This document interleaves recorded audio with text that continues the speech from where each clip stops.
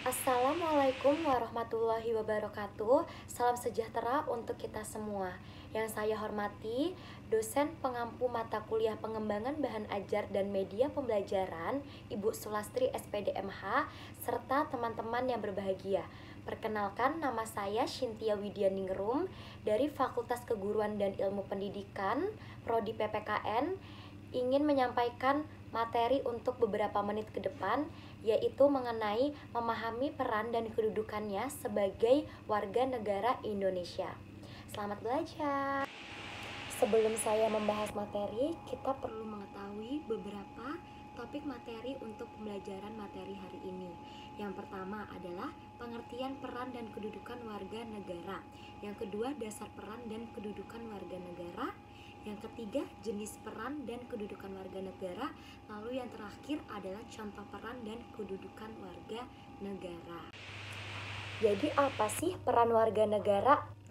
Dalam sebuah negara diperlukan keaktifan dan tindakan yang dilakukan oleh setiap warga negara agar negara tersebut terus berkembang. Jika semua warga negara dapat berperan sesuai tugas masing-masing, maka negara akan berjalan dengan baik. Jadi kesimpulannya, peran warga negara adalah tanggung jawab dan tindakan yang harus dilakukan oleh individu sebagai warga negara suatu negara dalam mendukung keberlangsungan dan kemajuan negara. Lalu, landasan dasar peran sebagai warga negara. Peranan warga negara yang bersifat aktif, pasif, positif, dan negatif pada dasarnya merupakan manifestasi dari prinsip-prinsip dari demokrasi yang diatur dalam Undang-Undang 1945. Yang pertama, peran warga negara di bidang hukum dalam pasal 28D ayat 1. Yang kedua, ada peran warga negara di bidang politik pasal 28E ayat 3. Yang ketiga, peran warga negara di bidang sosial budaya pasal 32 ayat 1. Lalu yang terakhir, peran warga negara di bidang ekonomi, yaitu pasal 28H ayat 1, 2, 3, dan 4. Selanjutnya, jenis peran warga negara, yaitu ada 4 kategori. Yang pertama, peran pasif, yaitu adalah kepatuhan warga negara terhadap semua peraturan perundang-undangan yang berlaku. Yang kedua, ada peran aktif, yaitu merupakan aktivitas warga negara untuk terlibat serta ambil bagian dalam kehidupan bernegara, terutama dalam memengaruhi keputusan publik. Lalu yang ketiga, ada positif, merupakan aktivitas warga negara untuk meminta pelayanan dari negara untuk memenuhi kebutuhan hidup. Yang terakhir adalah peran negatif, merupakan aktivitas warga negara untuk menolak campur tangan negara dalam persoalan pribadi. Selanjutnya merupakan contoh peranan warga negara. Yang pertama ada demokrasi. Nah, dalam sistem demokrasi ini peran warga negara sangat penting teman-teman, yaitu dalam memilih dan memantau kinerja para pemimpin yang terpilih. Yang kedua ada keadilan, yaitu peran warga negara dalam mendorong keadilan sosial ekonomi, antara lain dengan mengambil inisiatif untuk membantu orang-orang yang kurang mampu dan memperjuangkan hak-hak asasi manusia. Lalu yang ketiga yaitu partisipasi. Nah, peran warga negara dalam partisipasi publik antara lain yaitu memperhatikan masalah sosial, lingkungan, dan ekonomi serta berpartisipasi dalam kampanye sosial dan lingkungan. Lalu yang terakhir adalah tanggung jawab. Peran warga negara dalam menjalankan tanggung jawabnya antara lain dengan mematuhi hukum dan peraturan seperti membayar pajak dan berpartisipasi dalam kegiatan masyarakat yang memajukan negara. Lalu yang kedua ada kedudukan warga negara. Apa sih kedudukan warga negara? Kedudukan warga negara memberikan hak dan kewajiban tertentu kepada individu tersebut sesuai dengan hukum dan peraturan yang berlaku di negara tersebut. Kedudukan warga negara juga memberikan hak untuk mendapatkan perlindungan dari negara dalam hal keamanan, kesehatan, dan keadilan. Jadi, kedudukan warga negara adalah status hukum yang dimiliki oleh individu yang diakui sebagai warga negara oleh suatu negara.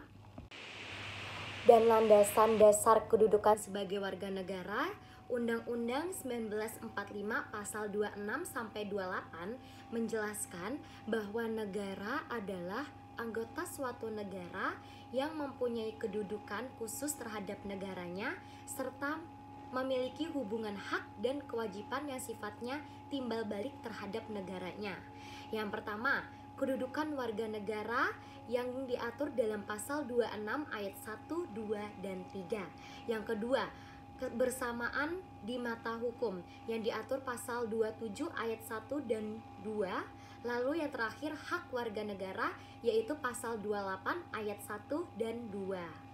Lalu jenis kedudukan warga negara itu ada 4. Yang pertama, hubungan negara, yaitu hubungan tersebut berwujud status sebagai warga negara, peran sebagai warga negara, serta hak dan kewajiban sebagai warga negara. Yang kedua, hubungan timbal balik. Sebagai warga negara, maka ia memiliki hubungan timbal balik yang sederajat dengan negaranya. Lalu yang ketiga, kedudukan status. Secara teori, status warga negara meliputi status pasif, aktif, negatif, dan positif. Lalu yang terakhir yaitu peran negara meliputi peran yang pasif, aktif, negatif, dan positif. Dan apa sih contoh kedudukan warga negara? Yang pertama ada hak memilih dan dipilih. Nah, hak ini warga negara dapat memilih para pemimpin yang akan mewakili mereka di pemerintahan dan memastikan kebijakan yang diambil sesuai dengan rakyat. Yang kedua yaitu identitas nasional. Nah, sebagai warga negara, seseorang memiliki hak teman-teman untuk memiliki identitas nasional seperti paspor atau kartu identitas. Nah, identitas nasional ini digunakan untuk mengakses berbagai layanan publik seperti layanan kesehatan, pendidikan, dan perbankan. Lalu, hak yang terakhir yaitu perlindungan negara. Sebagai warga negara, seseorang memiliki hak untuk mendapatkan perlindungan negara dalam hal keamanan, kesehatan, dan keadilan. Negara memiliki kewajiban untuk melindungi warga negaranya dari ancaman yang datang dari dalam dan luar negeri. Lalu contoh kewajiban kedudukan warga negara, yang pertama ada membayar pajak. Nah, pajak yang dibayarkan ini digunakan untuk membiayai berbagai program pemerintah, teman-teman, seperti program kesehatan, pendidikan, dan infrastruktur. Yang kedua, kewajiban mematuhi hukum. Sebagai warga negara, seseorang memiliki kewajiban untuk mematuhi hukum nih, teman-teman. Ya, di negara tersebut dengan mematuhi hukum, seseorang dapat membantu menjaga keamanan dan ketertiban masyarakat. Lalu yang terakhir, kewajiban berpartisipasi dalam kegiatan bermasyarakat. Sebagai warga negara, seseorang memiliki kewajiban untuk berpartisipasi dalam kegiatan masyarakat yang memajukan negara seperti kegiatan sosial, ekonomi, dan lingkungan. Dengan berpartisipasi, seseorang dapat membantu membangun masyarakat yang lebih maju dan sejahtera. Baik teman-teman, sekian materi yang sudah saya jelaskan. Kurang lebihnya mohon maaf. Wassalamualaikum warahmatullahi wabarakatuh. Terima kasih.